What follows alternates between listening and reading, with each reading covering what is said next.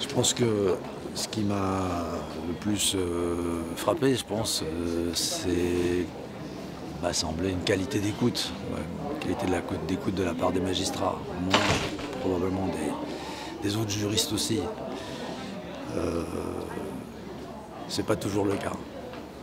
Il y a des magistrats qui sont plus ou moins ouverts à entendre comme ça et à prendre le temps d'écouter pour essayer de comprendre un certain nombre de choses qui ne sont pas du tout évidentes, puisque ce que j'avais à dire ne pouvait pas tenir en quelques mots. Il faut essayer d'entrer quand même un peu dans des problématiques assez complexes, à la fois du fonctionnement psychique, de la connaissance de l'entreprise et de la connaissance de l'organisation du travail et de ce qui s'y est passé dans les dernières décennies. Donc j'ai été assez heureusement surpris non seulement de l'attention,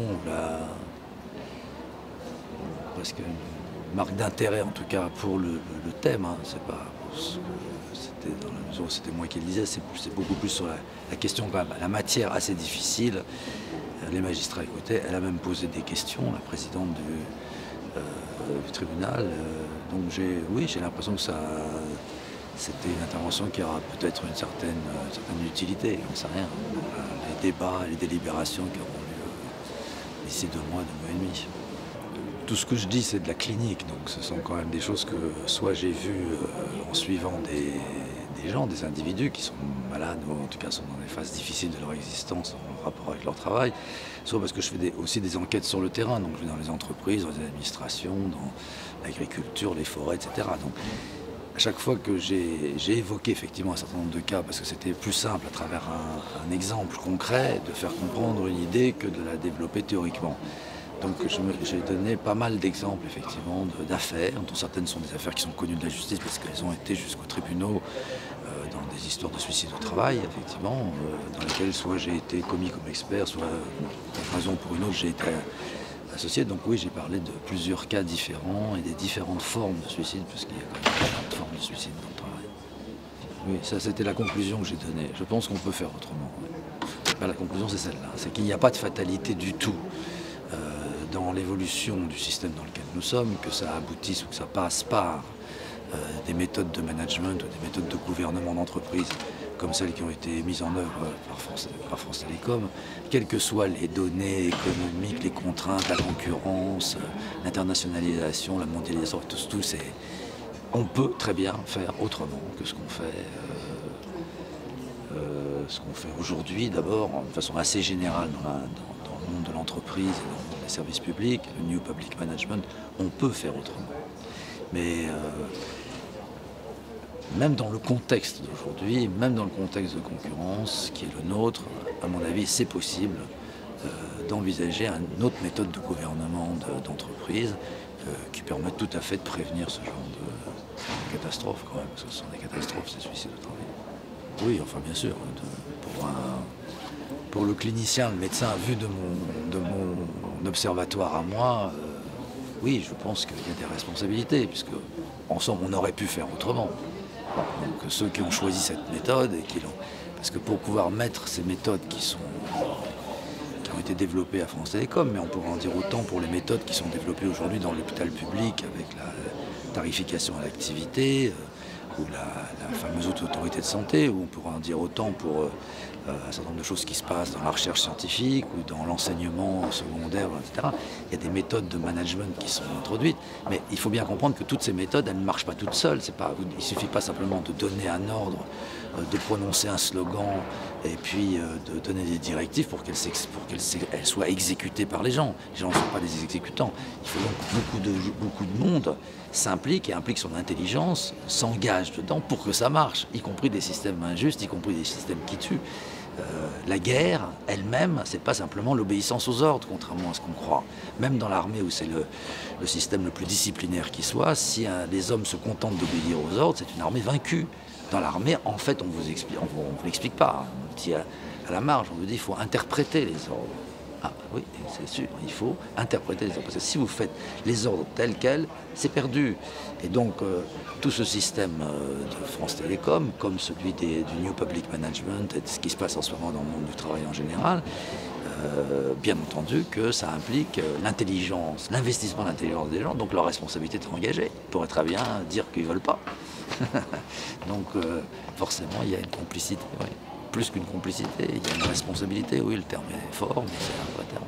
Après, moi je ne suis pas juge, hein, je suis pas magistrat, donc après la question de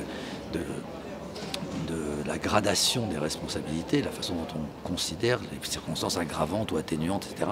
Là, c'est toute une autre affaire, c'est une affaire carrément de procédure. Il faut faire marcher les textes, il faut les interpréter, il faut voir dans quel cas ça s'applique, ça n'applique pas à tel et tel. Donc là, il y a des nuances à faire pour le droit que je ne suis pas capable de faire parce que ce n'est pas mon métier. Moi, je pense que la responsabilité d'un certain nombre de personnes sont engagées. J'ai une obligation de m'en rendre compte parce que si je considère qu'il y a une responsabilité, ça veut dire qu'on peut changer quelque chose. Hein. Si il n'y a pas de responsabilité, c'est la fatalité, c'est la causalité du destin. Donc il n'y a plus qu'à courber les chines et puis admettre que ça va continuer comme ça et qu'on va tous avoir à subir des suicides autour de nous. Je ne crois pas du tout, je pense que c'est tout à fait faux. Il y a des possibilités. Bon, simplement, il faut mettre en place d'autres méthodes d'organisation du travail qu'on a commencé à expérimenter. C'est trop long de vous l'expliquer, mais bon, il y a des méthodes autres, il y a des manières de travailler autrement. L'élément principal, si vous voulez, c'est de reconstruire les coopérations, de reconstruire parce que c'est ça qui est l'élément le plus dur, c'est la solitude, l'isolement, l'isolation progressive des individus les uns par rapport aux autres. Si on veut prévenir les accidents, en réalité, quelle est la meilleure prévention? C'est pas de mettre un médecin, de mettre un numéro vert, une cellule d'écoute, un psychologue. Non, la vraie bonne méthode, c'est les relations avec les collègues.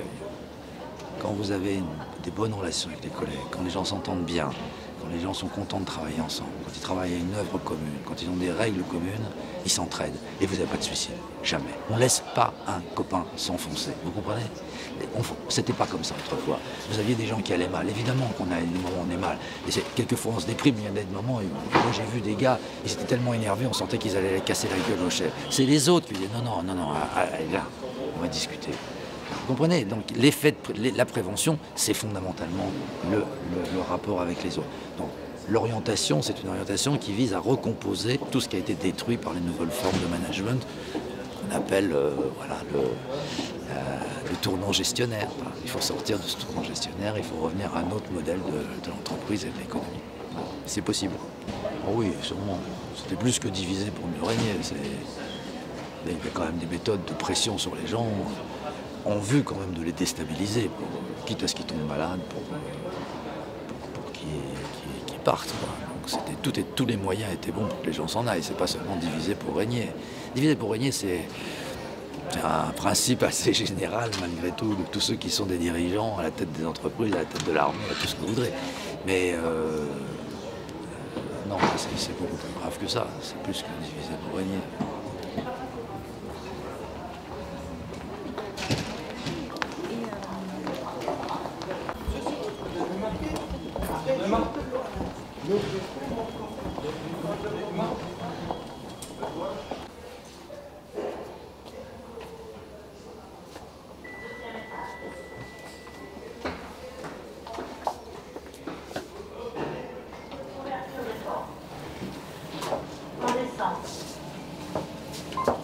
Fermeture des portes.